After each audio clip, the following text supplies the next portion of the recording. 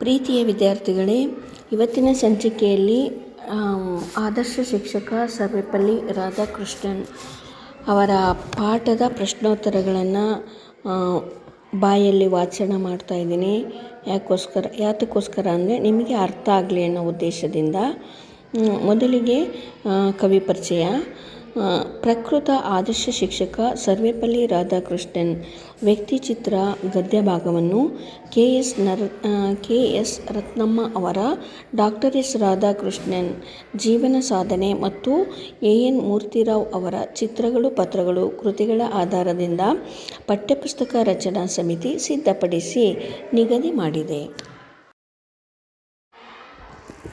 ಕೊಟ್ಟಿರುವ ಪ್ರಶ್ನೆಗಳಿಗೆ ಒಂದು ವಾಕ್ಯದಲ್ಲಿ ಉತ್ತರಿಸಿ. ಪ್ರಶ್ನೆ 1. ರಾಧಾಕೃಷ್ಣನ್ ಅವರ ತಂದೆ ತಾಯಿಯರ ಹೆಸರೇನು? ಉತ್ತರ: ರಾಧಾಕೃಷ್ಣನ್ ಅವರ ತಂದೆಯ ಹೆಸರು ವೀರಸ್ವಾಮಿ, ತಾಯಿ ಸೀತಮ್ಮ. ಪ್ರಶ್ನೆ 2.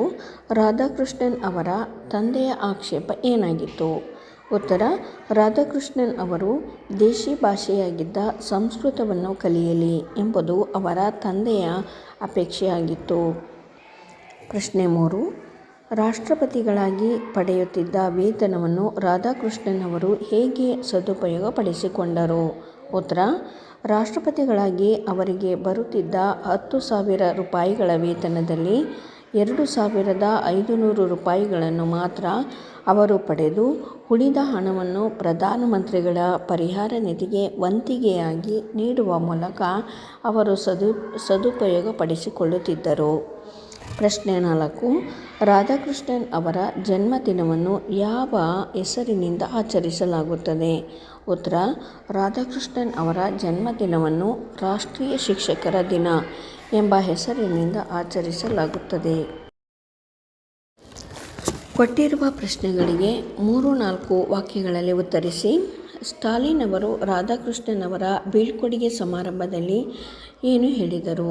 ಉತ್ತರ: ನೀವೊಬ್ಬರೇ ನನ್ನನ್ನು ಮನುಷ್ಯನಂತೆ ಕಂಡು ವರ್ತಿಸಿದವರು. ನೀವು ನಮ್ಮನ್ನು ಬಿಟ್ಟು ಹೋಗುತ್ತಿರುವಿರಿ. ನನಗೆ ಇದು ದುಃಖ ನೀಡಿದೆ. ನೀವು ಹೆಚ್ಚು ಕಾಲ ಬಾಳಬೇಕೆಂಬುದು ನನ್ನ ಆಸೆ. ನಾನು ಹೆಚ್ಚು ಕಾಲ ಬಾಳುವುದಿಲ್ಲ ಎಂದು ರಷ್ಯಾ ದೇಶದ ಅಧ್ಯಕ್ಷ ಸ್ಟಾಲಿನ್ ಅವರು ರಾಧಾಕೃಷ್ಣನ್ ಅವರಿಗೆ ಮಾಸ್ಕೋದಲ್ಲಿ ನೀಡಿದ ಬೀಳ್ಕೊಡುಗೆ ಸಂದರ್ಭದಲ್ಲಿ ಹೇಳಿದರು. ರಾಧಾಕೃಷ್ಣನ್ ಅವರ ವಿದ್ಯಾಭ್ಯಾಸ ಎಲ್ಲೆಲ್ಲಿ ನಡೆಯಿತು? ಉತ್ತರ: ತಿರುಪತಿಯ ಹರ್ಮನ್ಸ್ಬರ್ಗ್ ಮಿಷನರಿ ಶಾಲೆಗೆ ಸೇರಿ ಅಲ್ಲಿ ಇಂಗ್ಲಿಷ್ ವಿದ್ಯಾಭ್ಯಾಸಕ್ಕೆ ಮನ್ನಣೆ ಇತ್ತು. ಪ್ರೌಢಶಾಲಾ ಶಿಕ್ಷಣವನ್ನು ಮುಗಿಸಿದ ರಾಧಾಕೃಷ್ಣನ್ ವೆಲ್ಲೂರಿನ ಹೂರ್ಸ್ ಕಾಲೇಜಿಗೆ B.A. ಪೂರ್ವದ 2 ವರ್ಷಗಳ ಕಾಲ ಪದವಿಗೆ ಸೇರಿದರು. ವಿದ್ಯಾರ್ಥಿ ವೇತನ ಪಡೆದು ಅಂದಿನ ಮದ್ರಾಸಿನ ಕ್ರಿಶ್ಚಿಯನ್ ಕಾಲೇಜಿನಲ್ಲಿ B.A. ಪದವಿಗೆ ಸೇರಿದ್ದರಲ್ಲದೆ ತತ್ವಶಾಸ್ತ್ರದ ಉತ್ತಮ ವಿದ್ಯಾರ್ಥಿ ಎನಿಸಿ ಪ್ರಥಮ ದರ್ಜೆಯಲ್ಲಿ ಉತ್ತೀರ್ಣರಾದರು. ಕಿರಿಯ ಸಹಪಾಠಿಗಳಿಗೆ ಮನೆಯ ಪಾಠ ಹೇಳಿ ಹಣ ಗಳಿಸುತ್ತಿದ್ದ ಅವರು ತಮ್ಮ ಆರ್ಥಿಕ ಪರಿಸ್ಥಿತಿ ತಮ್ಮ ಸಾಧನೆಯಲ್ಲಿ ತೊಡಕೆಂದು ಭಾವಿಸದೆ ಬಡತನದ ಬೇಗೆಯಲ್ಲಿ ತಮ್ಮ ಆಸಕ್ತಿಯ ವಿಷಯವಾದ ತತ್ವಶಾಸ್ತ್ರದಲ್ಲಿ M.A. ಪದವಿಯನ್ನು ಪಡೆದರು. ರಾಧಾಕೃಷ್ಣನ್ ಅವರ ವೇಷಭೂಷಣಗಳ ಬಗ್ಗೆ ಬರೆಯಿರಿ. ಉತ್ತರ: ರಾಧಾಕೃಷ್ಣನ್ ಅವರ ಬಾಹ್ಯರೂಪ ಎತ್ತರವಾದ ನಿಲುವು, ಬಿಸ್ಕೆಟ್ ಬಣ್ಣದ ರೇಷ್ಮೆಯ ನಿಲುವಂಗಿ, ಶುಭ್ರವೂ ನಿರಾಡಂಬರವೂ ಆದ ಬಿಳಿಯ ಪಂಚೆ ಮತ್ತು ರುಮಾಲು, ಕೋಪಸೂಚಕವಲ್ಲದ ಹುಬ್ಬು, ಯಾವುದೋ ಸಮಸ್ಯೆಯ ಒಳಹೋಗುವಂತಿರುವ ಕಣ್ಣು ನೋಟ, ಮುಗುಳು ನಗೆಯ ಸುಳಿವು ಇವು ರಾಧಾಕೃಷ್ಣನ್ ಅವರ ವೇಷಭೂಷಣಗಳು. ಪ್ರಪಂಚದ ಫ್ಯಾಷನ್ ಎಷ್ಟೇ ಬದಲಾದರೂ ರಾಧಾಕೃಷ್ಣನ್ ತಮ್ಮ ವೇಷಭೂಷಣಗಳನ್ನು ಜತನವಾಗಿ ಉಳಿಸಿಕೊಂಡಿದ್ದರು. ಪ್ರಶ್ನೆ 4. ಶಿಕ್ಷಣದ ಮಹತ್ವವನ್ನು ಕುರಿತು ರಾಧಾಕೃಷ್ಣನ್ ಅವರು ಏನು ಹೇಳಿದ್ದಾರೆ? ಉತ್ತರ: ಶಿಕ್ಷಣದ ಮಹತ್ವವನ್ನು ಮನಗಂಡ ರಾಧಾಕೃಷ್ಣನ್ ಅವರು ಶಿಕ್ಷಣವು ಜೀವನದ ಅವಿಭಾಜ್ಯ ಅಂಗ. ಅದು ಮಾನವನನ್ನು ಪರಿಪೂರ್ಣತೆಯತ್ತ ಒಯ್ಯುವ ಸಾಧನಾ ಮಾರ್ಗ ಎಂದಿದ್ದಾರೆ. ಪ್ರಶ್ನೆ 5. ರಾಧಾಕೃಷ್ಣನ್ ಅವರಿಗೆ ಸಂದ ಪ್ರಶಸ್ತಿ ಗೌರವಗಳು ಯಾವುವು? ಉತ್ತರ: ರಾಧಾಕೃಷ್ಣನ್ ಅವರ ಸ್ಮರಣೀಯ ಸೇವೆಯನ್ನು ಗುರುತಿಸಿ ಭಾರತ ಸರ್ಕಾರದ ಅತ್ಯುನ್ನತ ಪ್ರಶಸ್ತಿಯಾದ ಭಾರತ ರತ್ನ ಪ್ರಶಸ್ತಿ ನೀಡಿ ಗೌರವಿಸಲಾಯಿತು. ಬ್ರಸೆಲ್ಸ್ನ ಪ್ರೀ ವಿಶ್ವವಿದ್ಯಾಲಯ ಗೌರವ ಡಾಕ್ಟರೇಟ್ ಪದವಿಯನ್ನು ಭಾರತ ರತ್ನ ಪ್ರಶಸ್ತಿ ನೀಡಿ ಗೌರವಿಸಲಾಯಿತು. ಬ್ರಸೆಲ್ಸ್ನ ಪ್ರೀ ವಿಶ್ವವಿದ್ಯಾಲಯ ಗೌರವ ಡಾಕ್ಟರೇಟ್ ಪದವಿಯನ್ನು ಪ್ರದಾನ ಮಾಡಿತು. ಭಾರತೀಯ ವಿದ್ಯಾಭವನದ ಬ್ರಹ್ಮ ವಿದ್ಯಾ ಭಾಸ್ಕರ ಬಿರುದಿಗೂ ಪಾತ್ರರಾದರು. ಹೀಗೆ ಇವರಿಗೆ ದೇಶ ವಿದೇಶಗಳ ಗೌರವ ಪದವಿಗಳು ದೊರಕಿದವು. ಕೊಟ್ಟಿರುವ ಪ್ರಶ್ನೆಗಳಿಗೆ 8-10 ವಾಕ್ಯಗಳಲ್ಲಿ ಉತ್ತರಿಸಿ. ಉತ್ತರ: ಪ್ರಶ್ನೆ: ರಾಧಾಕೃಷ್ಣನ್ ಅವರು ಅಧ್ಯಾಪಕರಾಗಿ ಸಲ್ಲಿಸಿದ ಸೇವೆಯನ್ನು ಕುರಿತು ಬರೆಯಿರಿ. ಉತ್ತರ: ರಾಧಾಕೃಷ್ಣನ್ ಅವರು ಶಿಕ್ಷಣ ಇಲಾಖೆಯ ಉಪ ಸಹಾಯಕ ಇನ್ಸ್ಪೆಕ್ಟರ್ ಆಗಿ ಮದ್ರಾಸಿನಲ್ಲಿ ಮೊದಲ ಸೇವೆಯನ್ನು ಪ್ರಾರಂಭಿಸಿದರು. ಅನಂತರ ಮದ್ರಾಸಿನ ಪ್ರೆಸಿಡೆನ್ಸಿ ಕಾಲೇಜು, ಸಯ್ಯದ್ ಪೇಟೆಯ ಟೀಚರ್ಸ್ ಟ್ರೈನಿಂಗ್ ಕಾಲೇಜು, ಆಂಧ್ರದ ಅನಂತಪುರ ಹಾಗೂ ರಾಜಮುಂಡ್ರಿಯ ಸರ್ಕಾರಿ ಶಾಲಾ ಕಾಲೇಜುಗಳಲ್ಲಿ ಸೇವೆ ಸಲ್ಲಿಸಿದರು. ಮೈಸೂರು ವಿಶ್ವವಿದ್ಯಾನಿಲಯದಲ್ಲಿ ತತ್ವಶಾಸ್ತ್ರದ ಉಪ ಪ್ರಾಧ್ಯಾಪಕರಾಗಿ ಹಾಗೂ ಕೋಲ್ಕತ್ತಾದಲ್ಲಿ ಸ್ಮರಣೀಯ ಸೇವೆ ಸಲ್ಲಿಸಿದರು. ಆಕ್ಸ್ಫರ್ಡ್ ವಿಶ್ವವಿದ್ಯಾನಿಲಯದಲ್ಲೂ ಸಂದರ್ಶಕ ಪ್ರಾಧ್ಯಾಪಕರಾಗಿ ಕಾರ್ಯನಿರ್ವಹಿಸಿದರು. ಅವರ ಬೋಧನಾ ಶೈಲಿ, ನಿರರ್ಗಳತೆ, ವಿಷಯದ ಮೇಲಿನ ಪ್ರಭುತ್ವ ವಿದ್ಯಾರ್ಥಿಗಳನ್ನು ಬಹುಬೇಗ ಆಕರ್ಷಿಸಿತು. ಅವರು ಏರು ಯೌವನದ ಯುವಕರಂತೆ ವಿದ್ಯಾರ್ಥಿಗಳೊಂದಿಗೆ ಹಾಸ್ಯ ವಿನೋದಗಳಲ್ಲಿ ತೊಡಗುತ್ತಿದ್ದರು. ಪ್ರಶ್ನೆ 2: ರಾಧಾಕೃಷ್ಣನ್ ಅವರಿಗೆ ಮೈಸೂರಿನಲ್ಲಿ ನಡೆದ ಬೀಳ್ಕೊಡುಗೆಯ ವಿಶೇಷತೆಯನ್ನು ಕುರಿತು ವಿವರಿಸಿ. ಉತ್ತರ: ರಾಧಾಕೃಷ್ಣನ್ ಅವರು ಕೋಲ್ಕತ್ತಾ ವಿಶ್ವವಿದ್ಯಾಲಯದ ತತ್ವಶಾಸ್ತ್ರ ಪ್ರಾಧ್ಯಾಪಕರಾಗಿ ನೇಮಕಗೊಂಡಾಗ ಮೈಸೂರಿನಿಂದ ಅವರಿಗೆ ಕೊಟ್ಟಂತಹ ವೈಭವದ ಬೀಳ್ಕೊಡುಗೆ ಯಾವ ಚಕ್ರವರ್ತಿಗೂ ದೊರೆತಿರಲಾರದ್ದು. ಅಂದಿನ ವಾತಾವರಣದಲ್ಲಿದ್ದುದು ವೈಭವಕ್ಕಿಂತ ಹೆಚ್ಚಾಗಿ ಹೃದಯದಿಂದ ನೇರವಾಗಿ ಹೊರಹೊಮ್ಮಿದ ಗುರುಪ್ರೇಮ. ವಿದ್ಯಾರ್ಥಿಗಳೆಲ್ಲರಲ್ಲೂ ಭಕ್ತಿ ಪ್ರೇಮದ ಚಿಲುಮೆ ಉಕ್ಕಿ ಬಂತು. ರಾಧಾಕೃಷ್ಣನ್ ಅವರನ್ನು ಮಹಾರಾಜ ಕಾಲೇಜಿನಿಂದ ರೈಲು ನಿಲ್ದಾಣಕ್ಕೆ ಕರೆದೊಯ್ಯುವಾಗ ಸಾರೋಟಿಗೆ ಕುದುರೆಯನ್ನು ಕಟ್ಟದೆ ಸ್ವತಃ ವಿದ್ಯಾರ್ಥಿಗಳೇ ಎಳೆದೊಯ್ದರು. ರಾಧಾಕೃಷ್ಣನ್ ಅವರಿಗಾಗಿ ಕಾದಿರಿಸಿದ್ದ ಕಂಪಾರ್ಟ್ಮೆಂಟನ್ನು ಹೊರಗುದಿಂಬು ಹಾಗೂ ರತ್ನಗಂಬಳಿಯನ್ನು ಹಾಸಿ ಮಲಗುವ ಸೀಟನ್ನು ನೆಲವನ್ನು ಹೂವಿನಿಂದ ಸುಪ್ಪತ್ತಿಗೆಯಂತೆ ಮಾಡಿ ದೈವ ಮಂದಿರವನ್ನು ಭಕ್ತರು ಅಲಂಕರಿಸುವಂತೆ ಅಲಂಕರಿಸಲಾಗಿತ್ತು. ರಾಧಾಕೃಷ್ಣನವರಿಗೆ ಜಯವಾಗಲಿ ಎಂಬ ಕೂಗು ರೈಲ್ವೆ ಸ್ಟೇಷನ್ನಿನ ಆವರಣದಲ್ಲೆಲ್ಲ ಮೊಳಗುತ್ತಿತ್ತು. ಭಾವೋದ್ರೇಕದಿಂದ ಜನರು ಅಳುತ್ತಿದ್ದರು. ಹಿಂದೂ ಧರ್ಮ ಮತ್ತು ತತ್ವಶಾಸ್ತ್ರದ ಬಗ್ಗೆ ರಾಧಾಕೃಷ್ಣನ್ ಅಭಿಪ್ರಾಯವೇನು? ವಿವರಿಸಿ. ಉತ್ತರ: ಹಿಂದೂ ಧರ್ಮದ ತತ್ವಶಾಸ್ತ್ರ ಮತ್ತು ಸಾಹಿತ್ಯವನ್ನು ಅಧ್ಯಯನ ಮಾಡಿದ್ದ ರಾಧಾಕೃಷ್ಣನ್ ಅವರು ಹಿಂದೂ ಧರ್ಮವು ಒಂದು ವೈಚಾರಿಕ ಮಾರ್ಗವೆಂದು, ನೈತಿಕ ಗುಣಾತ್ಮಕ ವಿಷಯಗಳಿಂದ ಕೂಡಿದ್ದು, ಮಾನವನ ಆಂತರಿಕ ಜೀವನದ ಬಗ್ಗೆ ಪ್ರಾಮುಖ್ಯತೆ ಉಳ್ಳದ್ದಾಗಿದೆ. ಹಿಂದೂ ಧರ್ಮವಾಗಲಿ ವೇದಾಂತವಾಗಲಿ ಅಸತ್ಯವನ್ನು ಹೇಳುವುದಿಲ್ಲ. ಭಾರತೀಯ ಚಿಂತನೆಗಳನ್ನು ಯಾವುದೋ ವಿಚಿತ್ರ ಮತ್ತು ನಿಗೂಢ ಪರಿಕಲ್ಪನೆಗಳಾಗಿಲ್ಲ, ಜೀವನದ ನಾಡಿಮಿಡಿತಗಳನ್ನು, ಸೂಕ್ಷ್ಮ ಮನಸ್ಸಿನ ಚಿಂತನೆಗಳನ್ನು ತಿಳಿಯಪಡಿಸುವುದಾಗಿದೆ ಎಂದು ಸರಳವಾಗಿ ಹೇಳಿದರು. ಹೊಂದಿಸಿ ಬರೆಯಿರಿ. ಸಂದರ್ಭ ಸಹಿತ ಸ್ವಾರಸ್ಯವನ್ನು ವಿವರಿಸಿ. ಸಂದರ್ಭ 1: ನೀವೊಬ್ಬರೇ ನನ್ನನ್ನು ಒಬ್ಬ ಮನುಷ್ಯನಂತೆ ಕಂಡು ವರ್ತಿಸಿದವರು. ಉತ್ತರ: ಈ ಮೇಲಿನ ವಾಕ್ಯವನ್ನು ಕೆ.ಎಸ್. ರತ್ನಮ್ಮ ಅವರ ಡಾಕ್ಟರ್ ಎಸ್. ರಾಧಾಕೃಷ್ಣನ್ ಜೀವನದ ಸಾಧನೆ ಮತ್ತು ಎ.ಎನ್. ಮೂರ್ತಿರಾವ್ ಅವರ ಚಿತ್ರಗಳು ಪತ್ರಗಳು ಕೃತಿಗಳ ಆಧಾರದಿಂದ ಪಠ್ಯಪುಸ್ತಕ ರಚನಾ ಸಮಿತಿ ಸಿದ್ಧಪಡಿಸಿದ ಆದರ್ಶ ಶಿಕ್ಷಕ ಸರ್ವೇಪಲ್ಲಿ ರಾಧಾಕೃಷ್ಣನ್ ಎನ್ನುವ ಗದ್ಯಭಾಗದಿಂದ ಆಯ್ದುಕೊಳ್ಳಲಾಗಿದೆ. ಈ ಮಾತನ್ನು ರಷ್ಯಾ ದೇಶದ ಅಧ್ಯಕ್ಷ ಸ್ಟಾಲಿನ್ ರಾಧಾಕೃಷ್ಣನ್ ಅವರಿಗೆ ಹೇಳಿದ್ದಾರೆ. ಸಂದರ್ಭ: ರಾಧಾಕೃಷ್ಣನ್ ರಷ್ಯಾ ದೇಶಕ್ಕೆ ಭಾರತದ ರಾಯಭಾರಿಯಾಗಿ ಭೇಟಿ ನೀಡಿದ ಸಂದರ್ಭದಲ್ಲಿ ಅವರಿಗೆ ರಷ್ಯಾ ದೇಶದ ಅಧ್ಯಕ್ಷ ಸ್ಟಾಲಿನ್ ಅವರ ಪರಿಚಯವಾಯಿತು.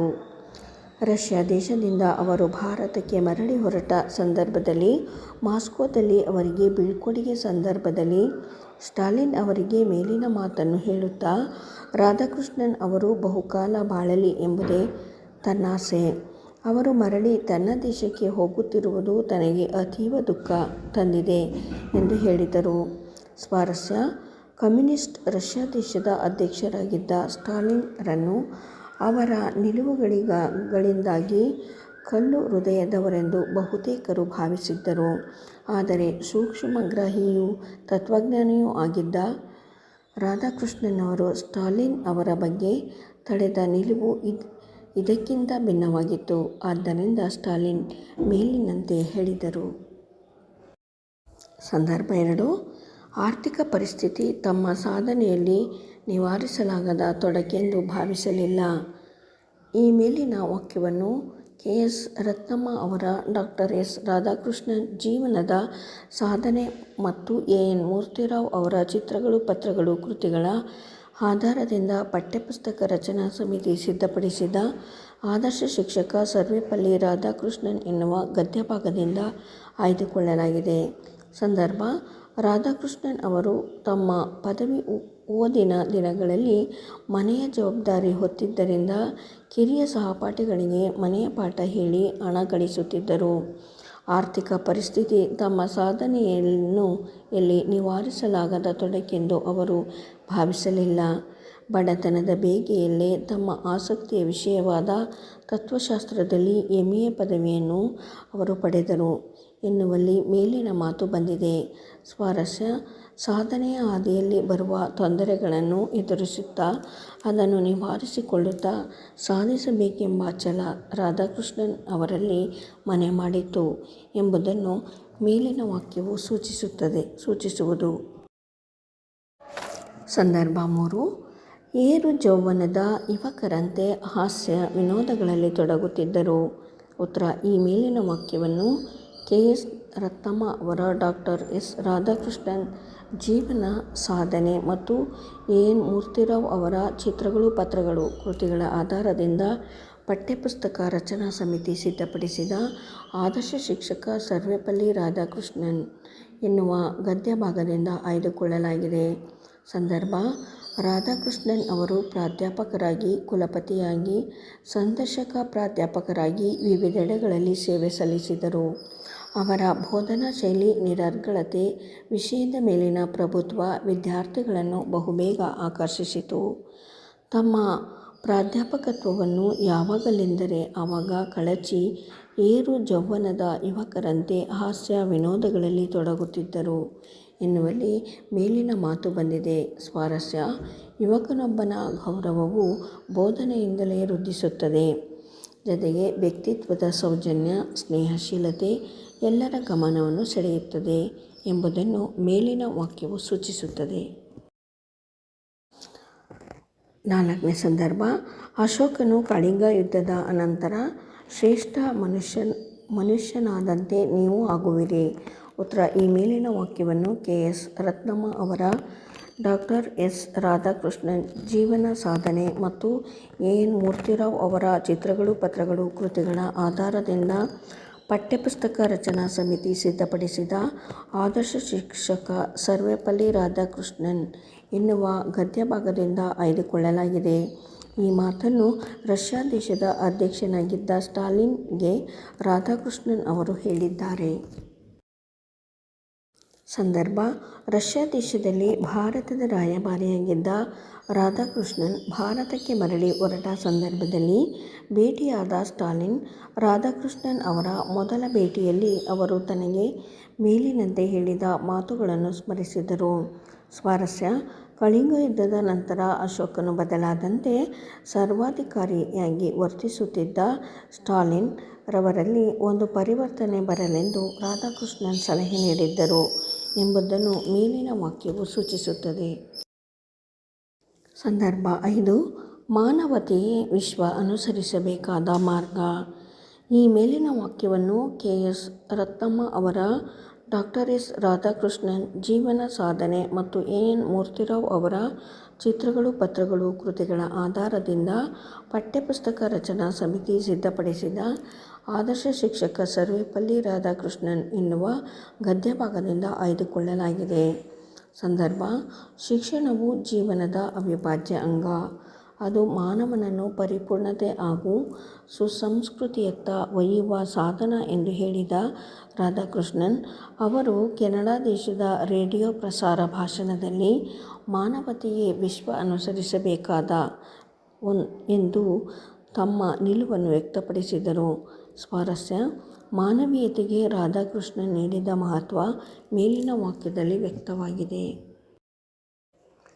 ಕೊಟ್ಟಿರುವ ಗಾದೆ ಮಾತುಗಳನ್ನು ವಿಸ್ತರಿಸಿ ಬರೆಯಿರಿ. ಪ್ರಶ್ನೆ: ದೂರದ ಬೆಟ್ಟ ಕಣ್ಣಿಗೆ ನುಣ್ಣಗೆ. ಗಾದೆಗಳು ವೇದಗಳಿಗೆ ಸಮಾನ. ವೇದ ಸುಳ್ಳಾದರೂ ಗಾದೆ ಸುಳ್ಳಾಗದು ಎಂಬ ಮಾತಿದೆ. ಗಾದೆಗಳು ಹಿರಿಯರ ಅನುಭವದ ನುಡಿಮುತ್ತುಗಳು. ಗಾದೆಗಳು ನಮ್ಮ ಬಾಳಿಗೆ ಮಾರ್ಗದರ್ಶನ ನೀಡಿ ನಮ್ಮ ಬಾಳನ್ನು ಹಸನುಗೊಳಿಸುತ್ತವೆ. ಅಂತಹ ಅಮೂಲ್ಯವಾದ ಗಾದೆ ಮಾತುಗಳಲ್ಲಿ ಮೇಲಿನ ಗಾದೆಯೂ ಒಂದಾಗಿದೆ. ಬೆಟ್ಟವನ್ನು ದೂರದಿಂದ ನೋಡಿದಾಗ ಅಲ್ಲಿರುವ ಕಲ್ಲು ಮುಳ್ಳುಗಳಾಗಲಿ, ಏರು ತಗ್ಗುಗಳಾಗಲಿ, ಓರೆಕೋರೆಗಳಾಗಲಿ ಯಾವುದೂ ನಮ್ಮ ಗಮನಕ್ಕೆ ಬರಲಾರದು. ದೂರದಿಂದ ಕಾಣುವ ಅದರ ಸೌಂದರ್ಯ ಮಾತ್ರ ನಮ್ಮ ಗಮನವನ್ನು ಸೆಳೆಯುತ್ತದೆ. ದೂರದಿಂದ ವರ್ಣರಂಜಿತವಾಗಿ, ನುಣುಪಾಗಿ, ಆಕರ್ಷಕವಾಗಿ ಕಾಣುವ ಬೆಟ್ಟವು ತನ್ನೊಳಗೆ ಕಲ್ಲು ಮುಳ್ಳುಗಳನ್ನು, ಬಂಡೆಗಳನ್ನು ಹೊಂದಿರುತ್ತದೆ. ಬೆಟ್ಟದ ದೂರದ ಸೌಂದರ್ಯಕ್ಕೆ ಮರುಳಾಗಿ ಹತ್ತಿರ ಹೋಗಿ ನೋಡಿದಾಗ ಅಲ್ಲಿರುವ ಬೆಟ್ಟದ ನಿಜವಾದ ಚಿತ್ರಣವು ನಮ್ಮಲ್ಲಿ ನಿರಾಸೆಯನ್ನು, ಅಲ್ಲಿನ ಕಲ್ಲುಮುಳ್ಳುಗಳಲ್ಲಿ ನಡೆದಾಡುವಾಗ ಆಗುವ ಸಮಸ್ಯೆಯನ್ನು, ಏರು ತಗ್ಗುಗಳು ಎದುರಾದಾಗ ನಡೆದಾಡಬೇಕಾದ ಎಚ್ಚರಿಕೆಯನ್ನು ಸೂಚಿಸಿ ದೂರದಿಂದ ನೋಡಿ ತೀರ್ಮಾನಿಸುವುದರ ಬಗ್ಗೆ ನಮಗೆ ನಾಚಿಕೆಯನ್ನು ಮೂಡಿಸಬಹುದು. ಅಂತೆಯೇ ಜೀವನದಲ್ಲಿ ನಮಗೆ ಬೇರೆ ಬೇರೆ ಮನೋಭಾವದ ಜನರು ಪರಿಚಿತರಾಗಬಹುದು. ಅವರ ಬಾಹ್ಯವಾದ ಸೌಂದರ್ಯಕ್ಕೆ ಮರುಳಾಗಿ ಗೆಳೆತನ ಮಾಡಬಾರದು. ಅಥವಾ ಅವರ ನೋಟದಿಂದ ಮಾತ್ರವೇ ವ್ಯಕ್ತಿಯನ್ನು ಅಳೆಯಲಾಗದು. ಅವರೊಂದಿಗಿನ ಒಡನಾಟದಿಂದ, ಹಲವು ದಿನಗಳ ಪರಿಚಯಾತ್ಮಕ ಅಧ್ಯಯನದಿಂದ ಮಾತ್ರ ಅವರು ಹೀಗೆ ಎಂದು ಹೇಳಲು ಸಾಧ್ಯ. ಬೆಟ್ಟದ ನಿಜವಾದ ಸೌಂದರ್ಯ ಹಾಗೂ ನ್ಯೂನತೆ ಅದನ್ನು ಒಳಹೊಕ್ಕು ನೋಡಿದಾಗ ಮಾತ್ರವೇ ಗೊತ್ತಾಗುವಂತೆ ಯಾರನ್ನೇ ಆಗಲಿ ಒಮ್ಮೆ ನೋಡಿ ತೀರ್ಮಾನಕ್ಕೆ ಬರದೆ ಅಧ್ಯಯನದಿಂದ ಮಾತ್ರವೇ ಅವರ ಕುರಿತು ತೀರ್ಮಾನಿಸಬೇಕು. ಇದು ಕೇವಲ ವ್ಯಕ್ತಿಗಳ ಸ್ನೇಹ ವಿಚಾರಕ್ಕೆ ಅಷ್ಟೇ ಸೀಮಿತವಾಗಿರದೆ ನಾವು ಯೋಚಿಸದೆ ತೆಗೆದುಕೊಳ್ಳುವ ತೀರ್ಮಾನಕ್ಕೂ ಅನ್ವಯವಾಗುತ್ತದೆ. ಹಿತ್ತಲ ಗಿಡ ಮದ್ದಲ್ಲ. ಗಾದೆಗಳು ವೇದಗಳಿಗೆ ಸಮಾನ. ವೇದ ಸುಳ್ಳಾದರೂ ಗಾದೆ ಸುಳ್ಳಾಗದು ಎಂಬ ಮಾತಿದೆ. ಗಾದೆಗಳು ಹಿರಿಯರ ಅನುಭವದ ನುಡಿಮುತ್ತುಗಳು. ಗಾದೆಗಳು ನಮ್ಮ ಬಾಳಿಗೆ ಮಾರ್ಗದರ್ಶನ ನೀಡಿ ನಮ್ಮ ಬಾಳನ್ನು ಹಸನುಗೊಳಿಸುತ್ತವೆ. ಅಂತಹ ಅಮೂಲ್ಯವಾದ ಗಾದೆ ಮಾತುಗಳಲ್ಲಿ ಮೇಲಿನ ಗಾದೆಯೂ ಒಂದಾಗಿದೆ. ಕನ್ನಡದ ಅತಿ ಜನಪ್ರಿಯ ಗಾದೆ ಮಾತುಗಳಲ್ಲಿ ಇದು ಒಂದು. 3 ಪದಗಳಲ್ಲಿ ಲೋಕಸತ್ಯವೊಂದನ್ನು ಹೇಳುವ ನುಡಿಸಿರಿ ಇದು. ನಮ್ಮ ಹಿತ್ತಲಲ್ಲೇ ಇರುವ ಒಂದು ಮದ್ದು ಅಂದರೆ ಔಷಧಿಯ ಗಿಡ ನಮ್ಮ ಗಮನಕ್ಕೆ ಬಂದಿರುವುದೇ ಇಲ್ಲ. ಬೇರೆಯವರು ಯಾರಾದರೂ ಅದನ್ನು ಮೆಚ್ಚಿಕೊಂಡರೆ ಆಗ ನಮಗೆ ಆಶ್ಚರ್ಯ ಆಗುತ್ತದೆ. ಅಯ್ಯೋ, ಇಷ್ಟು ದಿನ ಇದು ಇದ್ದದ್ದು ನಮ್ಮ ಅರಿವಿಗೆ ಬಂದೇ ಇರಲಿಲ್ಲವಲ್ಲ. ಅಂತಹ ಅತಿ ಪರಿಚಿತತೆ ತರುವ ತಿರಸ್ಕಾರವೂ ಇದಕ್ಕೆ ಕಾರಣವಿರಬಹುದು. ಗಿಡಗಳು ಮಾತ್ರ ಅಲ್ಲ, ನಾವು ಮನುಷ್ಯರ ವಿಷಯದಲ್ಲೂ ಹೀಗೆ ವರ್ತಿಸುತ್ತವೆ. ನಮ್ಮೊಂದಿಗೆಯೇ ನಮ್ಮ ಮನೆಯಲ್ಲೇ ಜೀವಿಸುವವರ ಪ್ರತಿಭೆ, ಸದ್ಗುಣಗಳ ಮಹತ್ವ, ಬೃಹತ್ತುಗಳಿಗೆ ನಾವು ಕುರುಡರಾಗಿರುತ್ತೇವೆ. ಇನ್ನಾರಾದರೂ ಈ ಬಗ್ಗೆ ಹೇಳಿದಾಗ ಸೋಜಿಗ ಪಡುತ್ತೇವೆ. ಇದೇ ಬದುಕಿನ ವಿಪರ್ಯಾಸ ಹಾಗೂ ಪ್ರಸ್ತುತ ಗಾದೆಯು ಹೇಳುವಂತಹ ಒಂದು ಲೋಕಸತ್ಯ. ಪ್ರೀತಿಯ ವಿದ್ಯಾರ್ಥಿಗಳೇ, ಇದುವರೆಗೂ ಪ್ರಶ್ನೋತ್ತರಗಳನ್ನು ಕೇಳಿಸ್ಕೊಂಡ್ರಿ. ಓದ್ಕೊಳ್ಳೋದಕ್ಕೆ ಅನುಕೂಲ ಆಯಿತು ಅಂತ ಭಾವಿಸ್ತೇನೆ. ಮತ್ತು ಕೊನೆಯದಾಗಿ ಲೈಕ್, ಶೇರ್, ಕಮೆಂಟ್ ಮಾಡಿ, ಸಬ್ಸ್ಕ್ರೈಬ್ ಕೂಡ ಮಾಡ್ಕೊಳ್ಳಿ. Thank you.